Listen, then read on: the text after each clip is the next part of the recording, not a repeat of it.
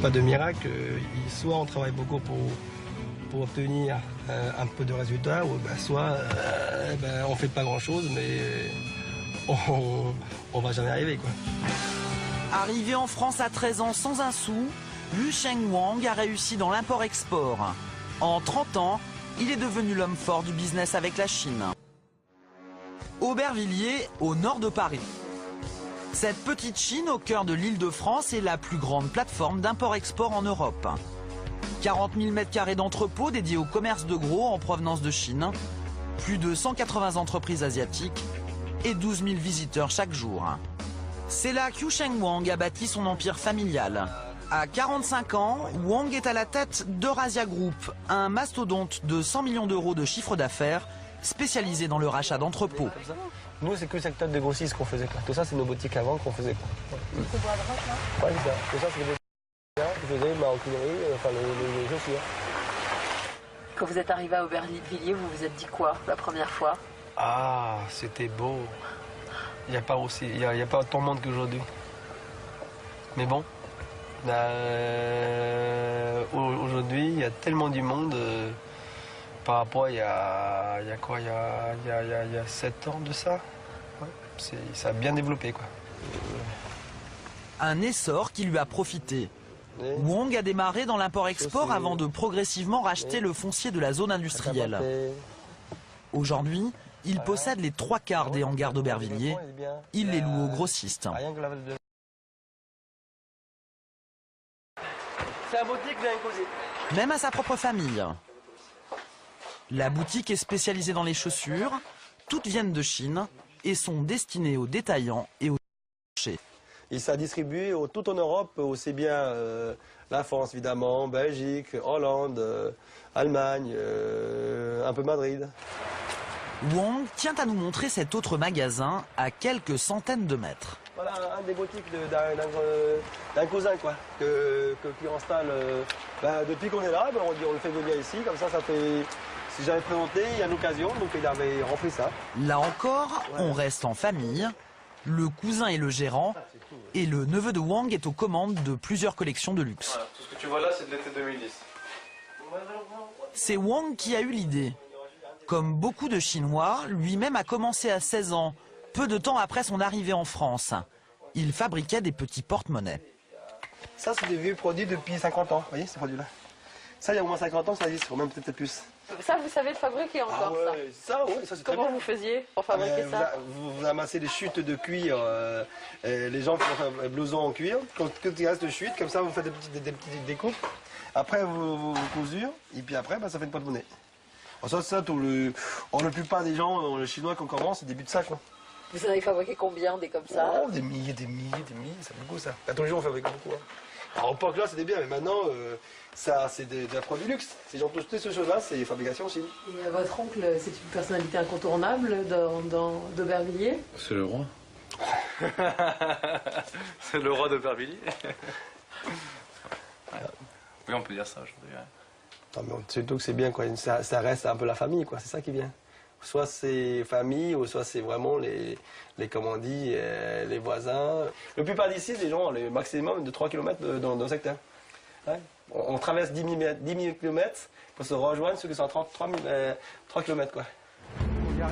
En fait, comme la quasi-totalité des commerçants d'Aubervilliers, Lu Sheng Wang est un Wenzhou, un Chinois originaire d'une province du sud-est de la Chine, très rurale, et qui a fourni les bataillons de migrants vers l'Europe.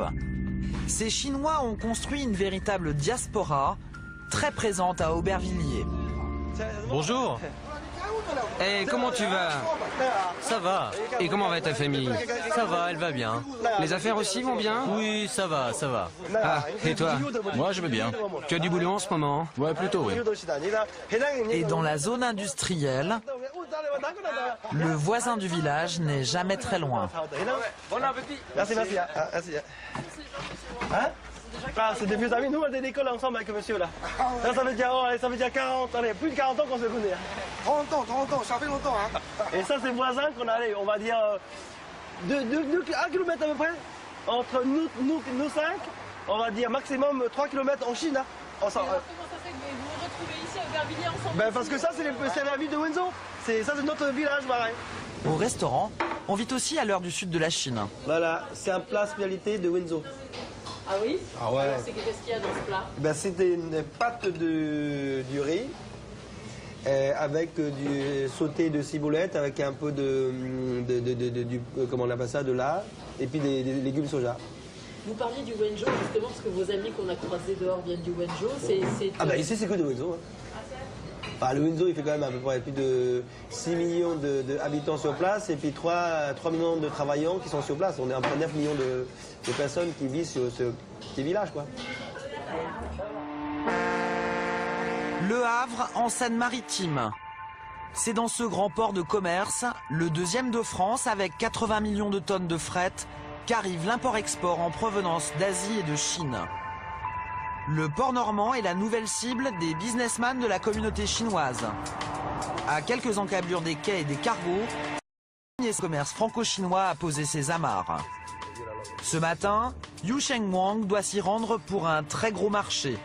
L'objet de sa convoitise, les 25 hectares de hangars qu'il souhaite acquérir en plein cœur de la nouvelle zone portuaire du Havre. Mais il n'est pas le seul industriel chinois à s'intéresser à ces terrains. Bonjour. Bonjour. Bonjour, c'est M. Wang. On est nouveau, donc on a acquis le local. On veut juste voir l'intérieur, s'il vous plaît, c'est possible? Allez-y, allez-y. Merci beaucoup. Wang a fait une offre à la mairie du Havre pour 200 parcelles comme celle-ci qui vont de 300 m² jusqu'à 3000 m². En tout, pour les tuer, il devra investir 22 millions d'euros. Ces entrepôts, une fois acquis, feraient d'Eurasia un géant de l'import-export. C'est une manière pour vous de vous diversifier aussi. Nous, oui, absolument. Ouais. Nous, c'est beaucoup plus intéressant de diversifier pour l'avenir, pour développer d'autres secteurs qu'Aubervilliers, parce qu'aujourd'hui, un petit peu saturé. Et là, au moins, ça va développer un peu économique dans d'autres sens. Quoi. Quel secteur? Quel nouveau secteur on va faire un secteur de bâtiment. Tout ce qui est bâtiment, tout ce qui est aménagement à l'intérieur de maisons, c'est un secteur quand même assez important aujourd'hui pour tout l'ensemble des économies, quand on dit secteur européen, qu'on a besoin. Mais si les négociations sont bien engagées, Ah, monsieur Mercier, bonjour, c'est monsieur Wang. Wang doit encore faire du lobbying pour s'imposer face à ses concurrents. Il doit convaincre les autorités du Havre, et surtout un homme, le maire Antoine Ruffnac. Il va tout faire pour le rencontrer dans les allées du forum China Europa. Au détour d'un stand, il croise l'un des organisateurs du salon. Bon, je vois Antoine Ruffnac tout à l'heure. Là, donc je vous ai promis de lui parler de la question de la signature d'un document, donc je vais le faire. Ah, s'il vous plaît, comme ça. L'objectif de Wang, acter le début des négociations par un contrat. Du coup, il insiste. Le projet de la site. Oui. Et puis, lui amener dans ce document, je pense que ça permettrait juste. Voilà. Oui. D'accord. Oui, mais je lui en parle. On fait l'inauguration là à 10h, donc je lui en parle aussitôt que je le vois. D'accord, voilà. Très bien. Non, mais bon, seulement voilà, il y a un hic. Le maire du Havre n'est pas seul à décider. La réserve concernant une signature officielle, elle est contenue dans cette phrase. Il faut officiellement une décision du conseil municipal. En fait, le maire du Havre ne peut donner son accord sans l'aval de ses élus. Il s'agit d'un appel d'offres public, il existe des règles et des étapes à respecter. Mais Wang a bien l'intention d'obtenir son sésame, avec ou sans caméra à ses côtés. Pour cela, il a un atout dans sa manche, l'ambassadeur de Chine en France, qu'il se précipite pour accueillir.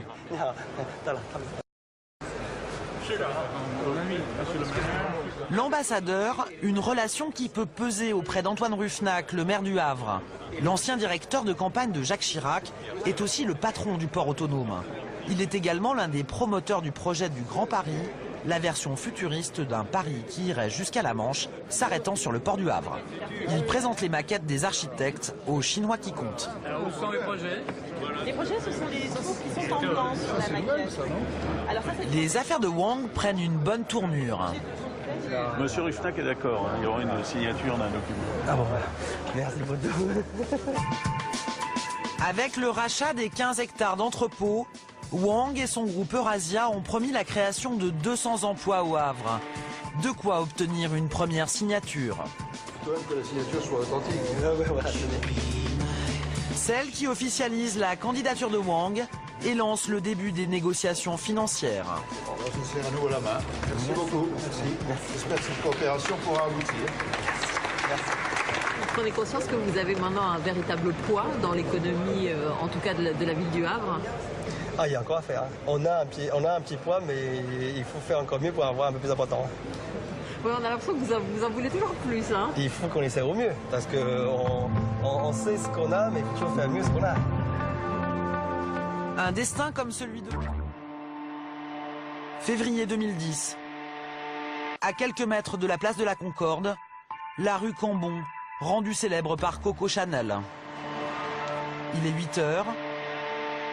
Ce matin, Eurasia Group, la société de Wusheng Wang, va être introduite en bourse. Une consécration pour le chef d'entreprise d'origine chinoise. Pour célébrer cet événement, et je remercie vivement tous les équipes. En coulisses, dernière répétition pour Wang, pas encore rompu aux subtilités de la langue française. Non, au travers de la réussite de cette cotation, notre volonté est aussi de devenir un exemple pour l'entreprise d'origine chinoise. Dans la salle, les invités affluent. Des industriels, des commerçants chinois, mais aussi des élus. Tous se pressent pour l'événement. 9h, l'heure de l'ouverture des marchés. Eurasia entre dans la cour des grands.